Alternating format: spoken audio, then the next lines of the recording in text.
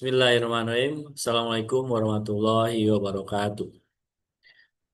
Selamat berjumpa lagi rekan-rekan mahasiswa Fakultas Ekonomi, Program Studi Akuntansi Universitas Syah Indonesia dimanapun Anda berada. Selamat berjumpa lagi di perkuliahan Hukum Bisnis, Bisnis dan Lingkungan di pertemuan kelima.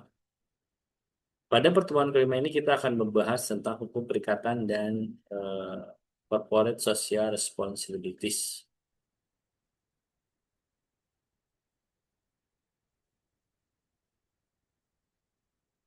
Apa itu hukum perikatan?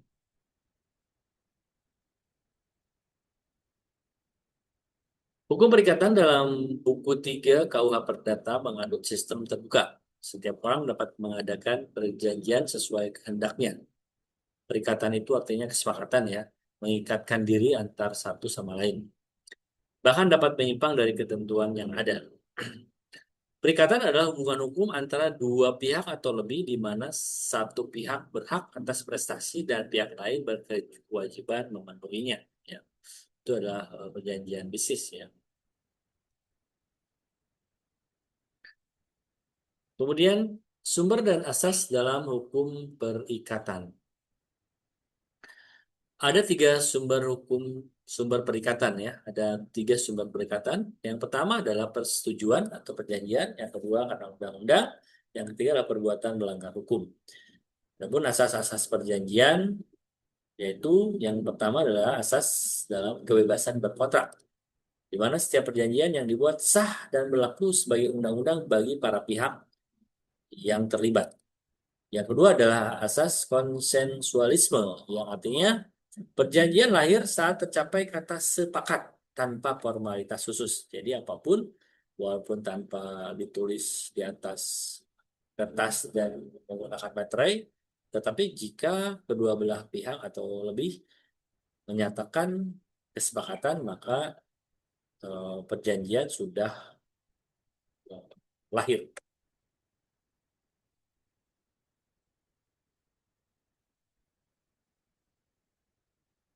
Syarat sahnya sebuah kontrak itu di pasal 13 KUH Perdata itu ada dua ya, ada dua syarat utama. Yang pertama adalah syarat subjektif, yang kedua adalah syarat objektif. Syarat subjektif itu yang pertama adalah berbicara tentang kecakapan, dan yang kedua adalah adanya kesepakatan. Sementara syarat objektif itu adalah adanya objek tertentu dan adanya kausa atau sebab yang halal. Jika syarat subjektif ini dilanggar, maka perjanjian dapat dibatalkan. Sementara jika syarat objektif yang dilanggar, maka perjanjian itu batal dari itu, langsung batal.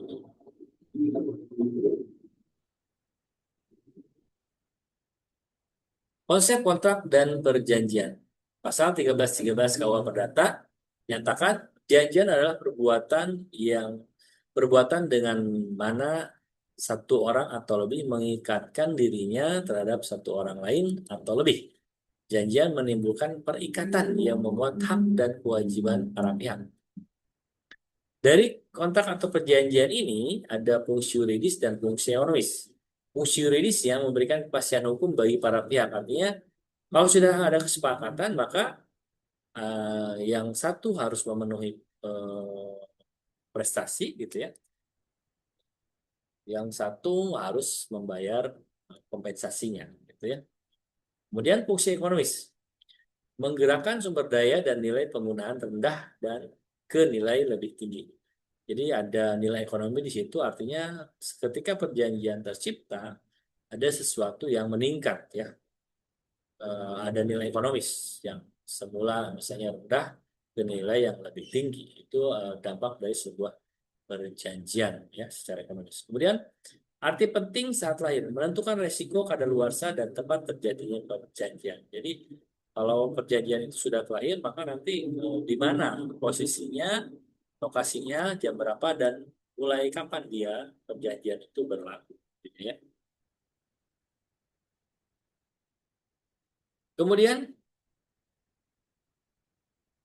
dampak dari perjanjian ini bisa terjadi antara lain wan prestasi dan hapusnya perikatan. Akibat wan prestasi terjadi karena debitur lalai atau ingkar janji. Akibatnya dia harus membayar ganti rugi kepada kreditur atau bisa jadi pembatalan atau pemecahan perjanjian, kemudian peralihan resiko. Kemudian juga hapusnya perikatan. Hapusnya perikatan ini bisa terjadi karena adanya pembayaran secara sukarela, yang kedua pembaharuan dan perjumpaan utang, adanya pencampuran dan pembebasan utang, musnahnya barang yang terutang, dan terakhir batalnya atau pembatalan karena sudah ada luarsa waktu atau lewat waktu ya. Jadi teman-teman bisa dibayangkan kira-kira sebuah perjanjian itu bisa batal, gitu ya, bisa terhapus kalau misalnya eh, ya yang melakukan perjanjiannya membatalkan lalu membayar kompensasi gitu ya. Kemudian kalau yang utang piutang berarti adanya pembaharuan sehingga utang yang sebelumnya dianggap eh, tidak pernah ada perjanjian gitu ya, karena ada kan pembaharuan. Jadi perjanjian berlaku dari ketika ada pembaharuan, biasanya adanya strukturisasi gitu ya, atau utang yang lama itu kompensasi ke utang yang baru. Dan kemudian ada pencampuran atau pembebasan utang, misalnya ketika salah satu mencampurkan utang yang awal dengan utang yang lainnya, atau memang salah satu membebaskan, gitu ya, maksudnya pihak krediturnya dengan sukarela membebaskan utang sehingga perjanjian menjadi eh, terhapus. Musnahnya barang yang terutang, barangnya yang sudah hilang misalkan, dan itu di dalam perjanjian sudah dicantumkan, ya kalau barangnya nggak ada berarti otomatis perikatan pun atau perjanjian pun batal. Kemudian karena batas waktu ya, ini juga hal yang banyak lumrah. Teori lahirnya kontrak. Nah, di sini banyak beberapa yang apa simpang siur bagi bahwa lahirnya sebuah kontrak itu dari mana awalnya gitu ya. Misalnya di sini pernyataan yang pertama mengatakan bahwa kontrak lahir saat penerima menyatakan akseptasi atau ketika lawan bisnis kita itu sudah menyatakan siap atau menerima gitu ya. Maka sejak saat itu perjanjian sudah terlahir. Yang kedua, misalnya saat adanya pengiriman. Kontrak lahir saat jawaban akseptasi dikirim lewat pos. Misalnya patokannya adalah cap pos, maka perjanjian sudah eh, lahir, gitu ya.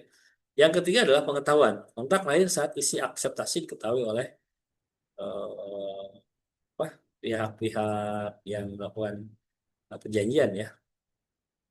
Kemudian ada ya yang keempat, yaitu penerimaan atau kontrak lahir, teori penerimaan ya. Kontrak lahir saat surat diterima terbuka ataupun tidak. Jadi ketika surat perjanjian itu sudah dikirimkan, baik sama dia, sedia sama dia udah diterima walaupun belum dibuka, tapi sejak saat itu kontrak itu sudah terlahir gitu ya.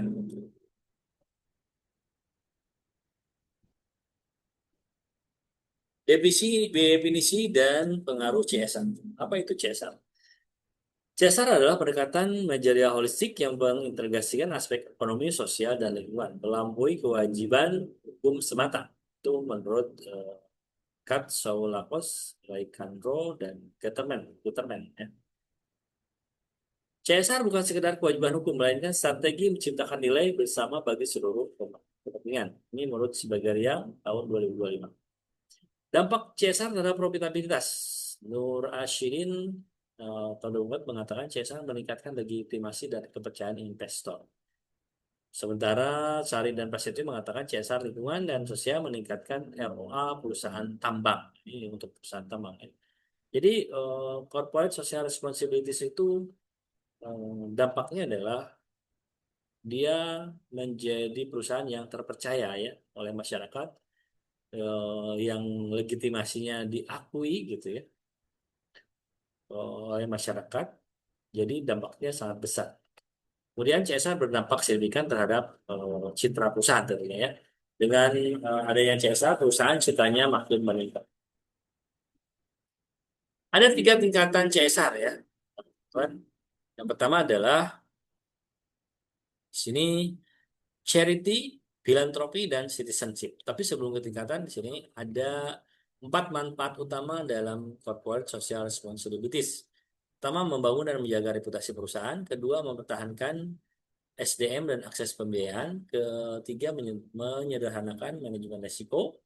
Artinya risiko apa ya? Risiko perusahaan itu dijaili gitu ya, atau diintimidasi oleh lingkungan itu makin kecil karena kan mereka sudah memberikan dampak positif bagi lingkungan. Membantu pemerintah yang keempat, membantu pemerintah pendidikan, kesehatan, dan infrastruktur. Itu dampak lainnya. Kemudian tiga tingkatan dari CSR ini ada charity, yaitu dalam bentuk bantuan langsung bersifat sumbangan gitu ya. Ada filantropi, di mana CSR bentuknya menyelesaikan permasalahan masyarakat sekitar secara parsial. Ada citizenship, yaitu membangun kemandirian dan daya saing masyarakat. Citizenship ini dalam arti ya perusahaan itu sebagai bagian dari warga lingkungan sekitar ya, bukan sebagai apa sih, bukan sebagai sesuatu yang berbeda. Jadi mereka berbaur dengan lingkungan, membangun kemandirian bersama bersinergi dengan masyarakat. Kemudian jenis dan fungsi CSR ada tiga ya di sini. Ada community relationship, community relation, community service, dan community empowering. Community relation artinya mengembangkan kesepahaman antara perusahaan dan masyarakat melalui komunikasi dan relasi. Community service di sini pelayanan kemasyarakatan, kesehatan, pendidikan, keamanan sesuai dengan kebutuhan komunitas. Jadi CSR-nya dalam bentuk seperti itu ya. Ada community empowering, di mana memberdayakan masyarakat agar mandiri, meningkatkan kapasitas dan kualitas hidup. Program CSR yang baik mendorong masyarakat terlibat aktif dan partisipatif dalam mengenali potensi dan masalah untuk mencapai tujuan yang lebih baik. Demikian pemaparan tentang CSR, teman-teman. Jika ada ketidakpuasan, ada sesuatu yang didiskusikan, silakan berkontribusi di forum diskusi 5 ya. Jangan sungkan-sungkan. Sampai jumpa di pertemuan berikutnya. Selamat malam semuanya. Subhanakallahumma wa bihamdik. Asyhadu an la ilaha illa anta. Astaghfiruka wa atubu ilaih. Wabillahi taufiq wal hidayah. Wassalamualaikum warahmatullahi wabarakatuh.